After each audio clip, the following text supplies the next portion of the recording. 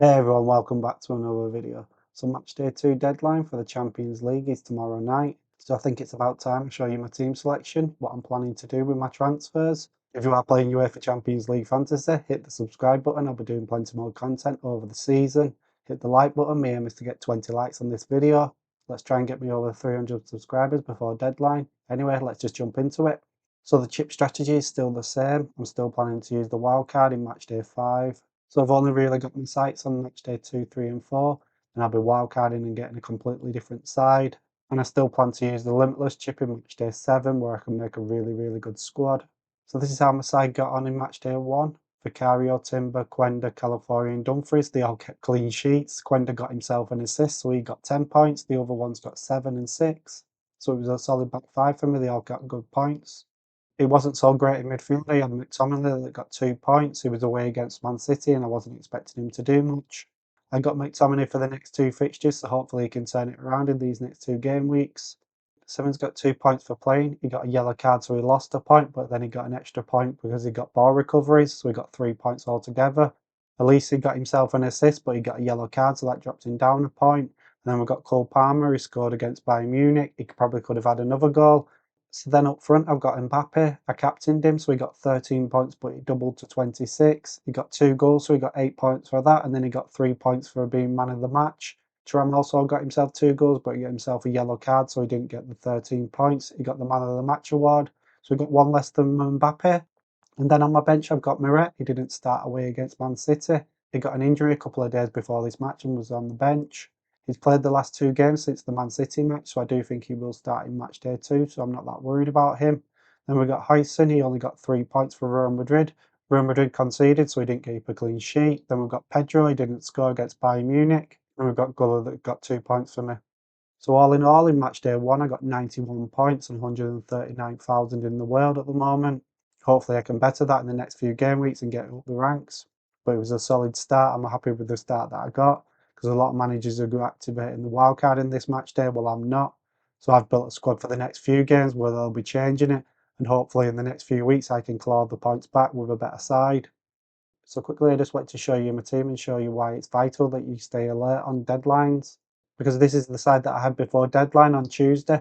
And if I didn't make any changes, I would have lost 12 points because I had Dumfries, Quenda and McTominay on the bench. But over the course of the days where I knew Huyson, Guller and Pedro didn't get many points, I brought them out of the team and I brought Dumfries and Quenda into the side. So I got an extra 12 points from that.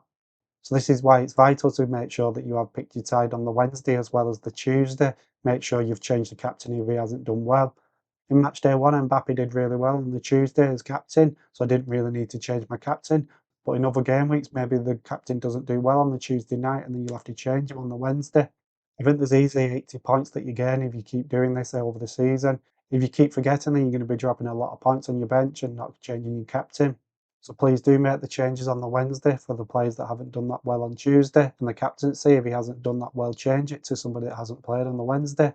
So now let's look ahead to match day 2. The deadline's tomorrow night at 5:45. So everybody in my starting 11 is playing on the Tuesday night and everybody on my bench is playing on the Wednesday. I was currently planning to roll one of my transfers and just sell Quenda. He's away against Napoli. I only bought him for 1 game week just to try and get as many points as I could from him. He got 10 points, so it did work out.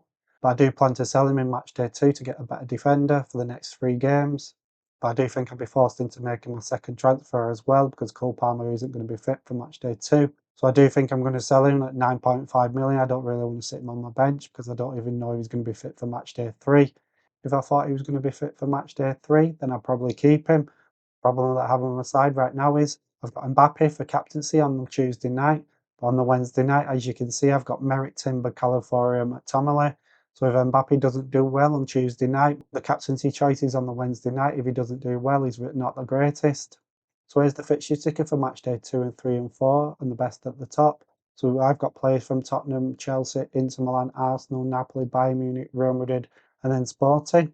And as you can see, Sporting are at the bottom. They've got Napoli away and they've got Juventus away in the next 3. So I do think I'll be selling Quenda. And as I said with Cole Palmer, if I knew he was going to be back for match day 3, I'll probably keep him because he's at home against Ajax and then away against Karabag. But I don't know if that's going to happen, so I do think I will sell him. I have been looking at Barcelona assets this game week. They have got PSG home this game week, but after that they've got Olympiacos at home and then Club Brugge away. A quick flag about the Real Madrid players. I've got Hysson, Vinicius Junior and Mbappe. They've got a decent fixture away against Correct this game week, but after that they were at home against Juventus and then they were away against Liverpool. So I do think I'll sell them in match day 3 and potentially get some Barcelona players instead of them. So I could potentially make 3 transfers next game week. That's the reason why I ideally wanted to roll my transfer with Cole Palmer, so I had 3 transfers next game week. But I do hope the player that I'm buying for Cole Palmer this game week does well, and then if I do minus points next game week, I've already got the points in the bag from this game week, so it doesn't feel like a loss. So with all that in mind, I've got 2 transfers and 3 million in the bank, and I do plan to sell Quenda and Palmer, and here are the options that I could potentially buy. So instead of Quenda, I could buy Chalobah, Akanji or Van de Ven. Chalobah's a nailed-in player for match day 2 with Tosin and Fofana out, but the worry is with Tosin and Fofana out and Colwell out, do Chelsea keep a clean sheet? I'm not too sure. Even as a Chelsea fan, I'm not too sure if he'll keep a clean sheet against Benfica. Jose Mourinho returning to Stamford Bridge, I could see him making it really difficult, so I don't know if I'm going to do that. Then we've got Akanji at home against Slavia Prague. I'll be doubling up on the Inter Milan defence because I've already got Dumfries, or I could double up on Tottenham's defence. I've got Vicario in goal, and I could get Van de Ven as well. I do think Inter Milan will keep more clean sheets out of the 3 in the next 3 games, so I am favouring Akanji. And then for option 2, it's selling Cole Palmer, and I've got 3 options. I've got Saka, Rafinha, or Enzo Fernandez. Saka's a really good asset on fantasy, but I am a little bit worried about his minutes. He's only just came back from injury and he played 60 minutes in the Carabao Cup and then he played at the weekend, so I'm not too sure if he's going to start 3 in a row or Arteta thinks that's a bit too much. And maybe he sits him on the bench this game and brings him on if he needs him. At home against Olympiacos, maybe he can rotate a little bit and have the players on the bench just to bring in if he needs them. And then we've got Rafinha, and when I found out that Cole Palmer was injured, that's the first player that came to mind of buying. But I've found out since that he's injured as well, so I don't think I'm going to be buying him, obviously. I think I'll buy him in match day 3 if he's fit. As I said, I'm going to probably sell some Real Madrid players. I think Rafinha's top of my list if I want to buy him in match day 3 and 4. So that brings me on to Enzo Fernandez. He's 3 million cheaper, so I'd actually be saving another 3 million. So that gives me an extra 6 million in the bank for next game week. Enzo Fernandez scored again at the weekend. He's got 3 goals and 1 assist in the Premier League so far this season. He got 1 goal and 3 assists in the Club World Cup, and he got 9 goals and 17 assists last season. So that's over 30 goals and assists since the start of last season. So I think Enzo Fernandez at 6.5 million is a really good price to pay for somebody like that. I think with Cole Palmer out injured, he's going to play more advanced in the side, so he's more chance of getting goals. I think with Cole Palmer injured again, he's more likely to take the penalties. And then finally, he's at home against Benfica, and he played for Benfica before he joined Chelsea. So I do think he could score or assist against his old side. So I do like the Fernandez move because of them reasons. There's one other player that I could potentially get, and that's Yamal at Barcelona. He's 10 million on the game, so I'd be spending an extra 0.5 million on him. He's been injured himself and he was on the bench at the weekend. He came off the bench for the last 30 minutes.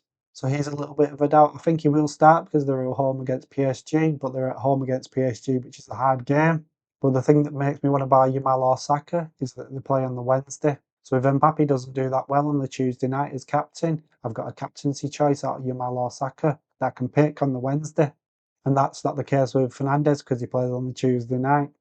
So this is how my side could look for match day 2 if I made them 2 transfers. I sold Quenda and I got Akanji, and I got Fernandez instead of Palmer. I'd have 11 players playing on the Tuesday night and they're all starting in that 11. And then on the bench I'd have Miret, Timber, Calafiori, McTominay. It's not the greatest for captaincy on the Wednesday.